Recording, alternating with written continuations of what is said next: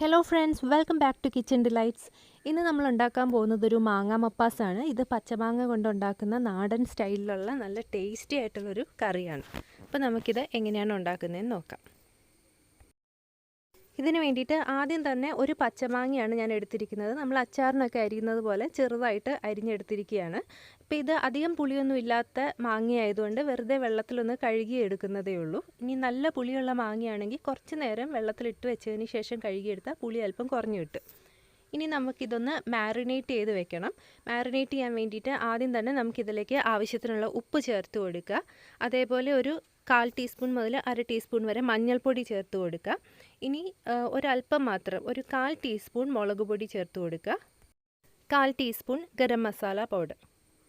ഇത്രയും ചേർത്തതിന് ശേഷം ഇത് നന്നായിട്ടൊന്ന് ഇളക്കി മാറ്റി വയ്ക്കുക. ഇത് അധികം നേരമൊന്നും മിക്സ് ചെയ്യേണ്ട, മാരിനേറ്റ് ചെയ്യേണ്ട ആവശ്യമില്ല. നമ്മൾ ബാക്കിയുള്ളത് റെഡിയാക്കുന്ന അത്രയും സമയം മാത്രം ഇതൊന്ന് മാറ്റി വയ്ക്കുക.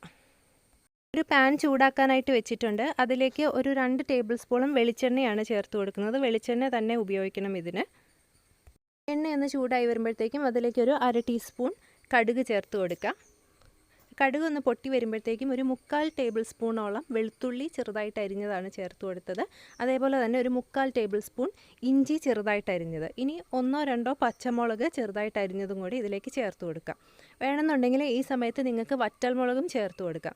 ഇത് ജസ്റ്റ് ഇതിൻ്റെ ആ ഒരു പച്ചമണം ഒന്ന് മാറിയാൽ മതി. ഒരുപാട് ബ്രൗൺ കളറൊന്നും ആവേണ്ട ആവശ്യമില്ല.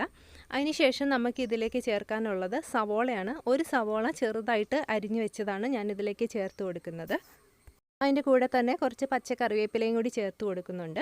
ഇനി ഈ സവോളയൊന്ന് വഴണ്ട് അത്യാവശ്യം സോഫ്റ്റായിട്ട് വരണം. അപ്പോൾ അതിന് വേണ്ടിയിട്ട് നമുക്കിതിലേക്ക് കുറച്ച് ഉപ്പും കൂടെ ചേർത്ത് കൊടുക്കാം. ഇത് ഒരുപാട് ബ്രൗൺ കളറൊന്നും ആയി പോവരുത്. എന്നാലും ഒന്ന് വെന്ത് ഒരു സോഫ്റ്റായി പരുവത്തിലാവുമ്പോൾ നമുക്കതിലേക്ക് കുറച്ചും കൂടി മഞ്ഞൾപ്പൊടി, ഒരു 1/4 ടീസ്പൂണോളം മഞ്ഞൾപ്പൊടി വീണ്ടും ചേർത്ത് കൊടുക്കുക. പൊടി മൂത്ത് വരുമ്പോഴത്തേക്കും നമുക്കതിലേക്ക് മാരിനേറ്റ് ചെയ്ത് വെച്ചിരിക്കുന്ന മാങ്ങയുടെ കഷ്ണം ചേർത്ത് കൊടുക്കാം. വേണമെങ്കിൽ നിങ്ങൾക്ക് മഞ്ഞൾപ്പൊടിയുടെ കൂടെ കുറച്ച് മുളക് പൊടിയും കൂടെ ചേർത്ത് കൊടുക്കാം, നല്ലൊരു കളർ കിട്ടാൻ വേണ്ടിയിട്ട്. ഞാനിപ്പോൾ ഒരുപാട് മുളക് പൊടി ചേർക്കുന്നില്ല.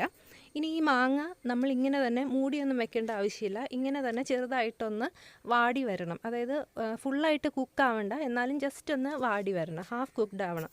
അതിനുശേഷം നമുക്കിതിലേക്ക് 3-ാം പാല്, ഒരു 1/2 മുറി തേങ്ങയുടെ 3-ാം പാലാണ് ചേർത്ത് കൊടുത്തത്. ഇതിന് പകരമായിട്ട് വെള്ളം ചേർത്താലും മതി. ഇതൊന്ന് നന്നായിട്ട് തിളച്ച് ഇതൊന്ന് വറ്റി വരണം. ഹൈ ഫ്ലെയിമിൽ വെച്ചിട്ട് തന്നെ കുക്ക് ചെയ്താൽ മതി. മാങ്ങ ഒരുപാട് അങ്ങ് വെന്ത് പോകേണ്ട ആവശ്യമില്ല. അതിനുശേഷം നമുക്കിതിലേക്ക് 2-ാം പാല് ചേർത്ത് കൊടുക്കാം. ഇനി ഈ 2-ാം പാലും ഒന്ന് നന്നായിട്ടൊന്ന് തിളച്ച് വരണം. ഈ സമയത്ത് നിങ്ങൾക്ക് ഉപ്പൊക്കെ നോക്കിയിട്ട് ആവശ്യമുണ്ടെന്ന് തോന്നുവാണെങ്കിൽ കൂടുതൽ ഉപ്പ് ചേർത്ത് കൊടുക്കാം. ഇത് നന്നായിട്ട് തിളച്ച് വന്നിട്ടുണ്ട്. ഇത് തിളച്ച് വരുമ്പോഴത്തേക്കും നമുക്കിതിലേക്ക് നമ്മുടെ 1-ാം പാല്, നേരത്തെ മാറ്റി വെച്ചിരുന്ന 1-ാം പാല് ഇതിലേക്ക് ചേർത്ത് കൊടുക്കാം. ഇനി 1-ാം പാല് ചേർത്തതിന് ശേഷം തിളയ്ക്കരുത്. നമ്മളിതിലേക്ക് ചേർക്കുന്നത് ഒരു 1/4 ടീസ്പൂൺ ഗരം മസാല, 1/4 ടീസ്പൂൺ ഉലുവയുടെ പൊടി, അതേപോലെ ഒരു 1/4 ടീസ്പൂൺ കുരുമുളക് പൊടിയാണ് ചേർത്ത് കൊടുത്തത്. ഇതെല്ലാം കുറച്ച് ചേർത്താൽ മതി. ഇതെല്ലാം ചേർത്ത് ജസ്റ്റ് ഒന്ന് ചൂടായാൽ മതി. ഇതൊരുപാട് തിളയ്ക്കരുത്. തിളച്ച് പോയാൽ പിരിഞ്ഞു പോവും. അപ്പോൾ ജസ്റ്റ് ഒന്ന് ചൂടാകുമ്പോഴത്തേക്ക് നമുക്കിത് ഓഫ് ചെയ്യാം.